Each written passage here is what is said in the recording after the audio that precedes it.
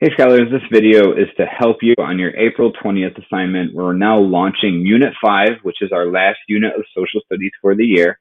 This unit is called the Mediterranean World.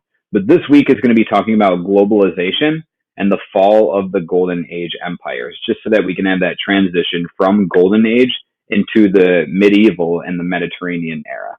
Okay? So remember, if you haven't finished your Golden Age assessment, please do so immediately. That's really important because it's going in the grade book. It's going to be your last grade of the third marking period. And then we're going to be moving into the fourth marking period. Okay?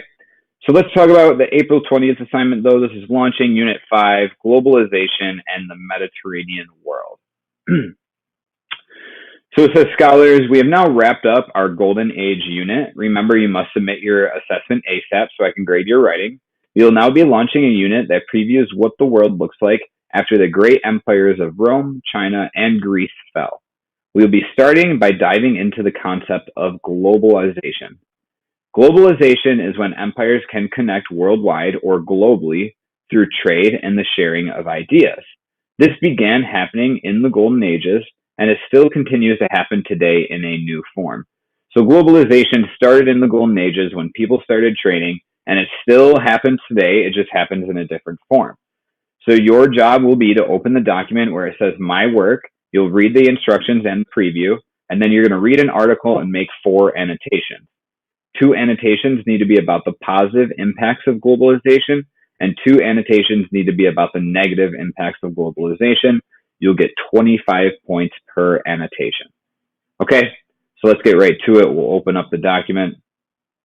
And remember, globalization is when civilizations can connect through trade globally.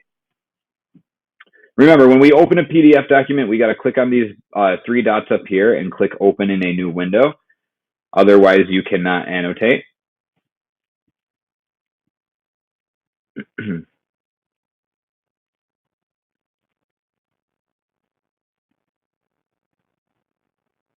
And it's taking a while. Don't be afraid sometimes if that happens, guys, to like click off and just try to reopen it again. Sometimes it works better the second time. So launching Unit 5, like I said, a new unit, globalization, and the unit is called the Mediterranean World. So scholars, the Golden Age empires of Greece, China, and Rome changed life worldwide forever. These great civilizations all developed unique cultures and then protected their cultures for hundreds of years.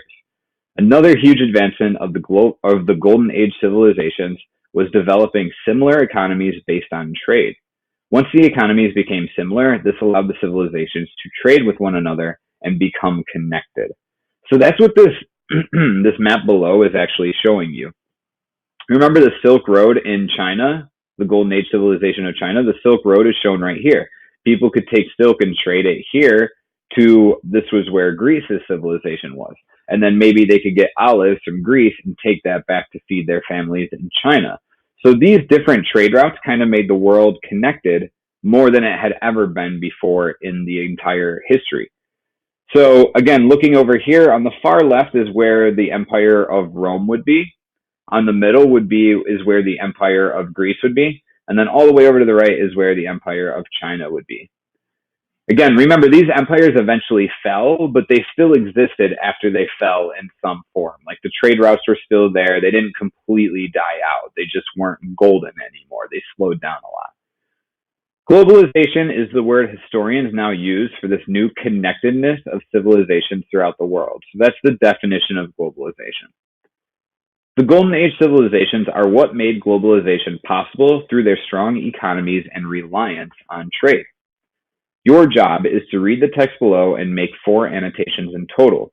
2 annotations explaining the positive impacts of globalization and 2 annotations explaining the negative impacts of globalization.